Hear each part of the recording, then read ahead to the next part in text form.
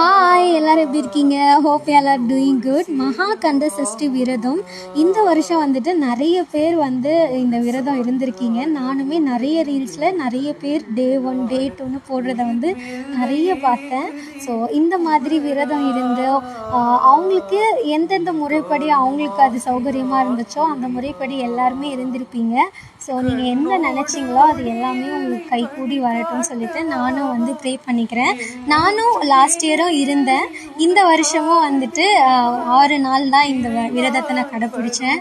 So இந்த 6 நாளும் வந்துட்டு என்னால் எந்த முறையில் இருக்க முடியுமோ அந்த முறையில் இருந்துட்டேன். அதுக்கப்புறம் சூரசம்ஹாரம் அன்னைக்கு முருகருக்கு அபிஷேகம் ஆராதனை எல்லாம் பண்ணி எல்லாமே பார்த்து முடிச்சுட்டு நாங்கள் ஈவினிங் வந்து அன்றைக்கி ஃபங்க்ஷன் கிளம்பிட்டோம். ஸோ அதனால் நான் அபிஷேகம் பண்ணதை அன்றைக்கி வந்து எடுக்க முடியல. பட் நெக்ஸ்ட் டே வந்து திருக்கல்யாணம் அன்னைக்கு சாமிக்கு வந்து நெய்வேத்தியம் வச்சுட்டு அன்றைக்கி அப்படியே முருகரையும் போய் கோவிலில் போய் வள்ளி அம்மையோட போய் பார்த்துட்டு வந்துட்டு விரதத்தை அப்படியே முடிச்சுக்கலான்னு இருந்தேன். ஸோ அன்னைக்கு எடுத்த விளாக் தான் இது. ஸோ திருக்கல்யாணம் அன்னைக்கு சாமிக்கு வீட்டில் நெய்வேத்தியம் பண்ணிட்டு முருகரையும் பார்த்துட்டு வந்துட்டோம்.